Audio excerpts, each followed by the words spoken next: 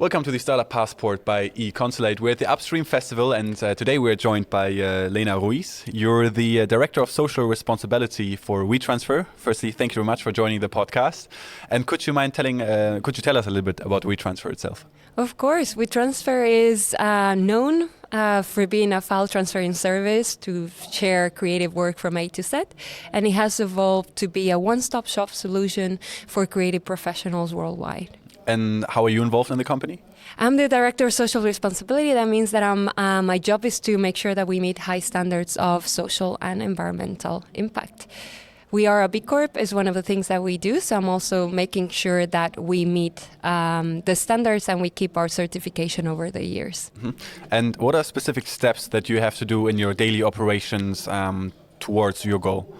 Yeah, so we measure our emissions is one of the things that we do. So on a daily basis, we are improving the data that we collect to ensure that we have the best data available to know how many emissions we are emitting as a company. And then on the other hand, I'm also in charge of the diversity, equity, inclusion strategy at WeTransfer, ensuring that our employees are included, that our products and services that we create are inclusive, and that we build things from the start with social impact in mind. And when it comes to emissions, that's something you mentioned. Is that mostly in regards to servers, or where does the emission sort of come from? That's a great question. So we are indeed focused a lot on digital carbon footprint, because we are a software as a service. So we majority of our emissions are from the cloud or from the suppliers that we work with that are also on the cloud. So data centers used, optimizing them for sustainability, working with our engineers to ensure that they have implement great practices to decrease our emissions. And also supporting our employees to ensure that their business travel is decreased. That is like majority of our focus. And obviously WeTransfer is working globally. So how does it look within the team and within the team that you're working in, or generally with WeTransfer? Is there also an emphasis on an international team? Yeah, we are a Dutch company, and a lot of people don't know that. So we are based in the Netherlands. We have a team of 400 people. We have offices in London, New York, and Paris. So we are an international company with a lot of people worldwide, and our users are monthly 80 million monthly active users from around 190 countries in the world. So yeah, we're very international. And it seems like, especially in the last few years, more data is produced every time, more data is collected, more data is shared. So did you also see that with WeTransfer as an opportunity to grow, especially in the recent years? Yeah, absolutely. So during the COVID years, we noticed that there was an increase. A lot of people started to work from home. So a lot of the things that people could do, from the office space or face-to-face went digital. So WeTransfer was one of the tools that people prefer to share their files, to work collaboratively with their teams. So it was one of the things that people started using more and more as we become more like a hybrid kind of society. And how's that looking for WeTransfer? Is WeTransfer still trying to operate in person, face-to-face in offices, or are you also using maybe your own service to make it more hybrid? Absolutely, we're hybrid.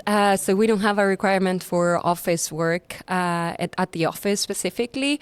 A lot of people work a lot of the time remote. Is really manager and leadership preferred. So if your manager allows you to be remote, you can do that. Majority of people prefer like a hybrid, so they go 1 or 2 days to the office, and then the rest at home. So we're very much remote in that way. And going forward, what are goals that WeTransfer has? Maybe also, of course, the direction that you're working in with WeTransfer. What are goals that you have in the long term, and maybe some smaller steps that need to be taken in the near future for that? Yeah, so we're very proud that we just recently launched paid transfer. So it's actually an option for creatives, creators, photographers, illustrators, videographers to actually sell their work on WeTransfer. And that's very exciting, because that we want to be that supporting partner partner for creatives to ensure that they can make a living through their work. So we want to ensure that all creatives worldwide can live from their craft. And we've been taking that direction. So stay tuned because there's a lot more. I cannot share, but there's a lot more on that direction. We really want to be that supporting partner for them to ensure that they can make a living through creativity. Overall, going forward, is that also one of the more key target audience that you have then? Or are you still also trying to accommodate other target audience by bringing different features for them as well? Or is something like videography, photography, something that you're identified for yourself? So we've been focusing on the creative communities for a long time. That's been like our audience and the community that we seek to serve mostly. However, we know a lot of architects, a lot of even doctors, educators use WeTransfer. So of course we want to serve them as well. Whomever needs a tool to collaborate, to create content, to share things and get feedback, we're the place to go. And I think that will be very interesting to follow in the future, especially the things that you couldn't mention for now. So thank you for that, and thank you for joining the podcast. Thank you so much.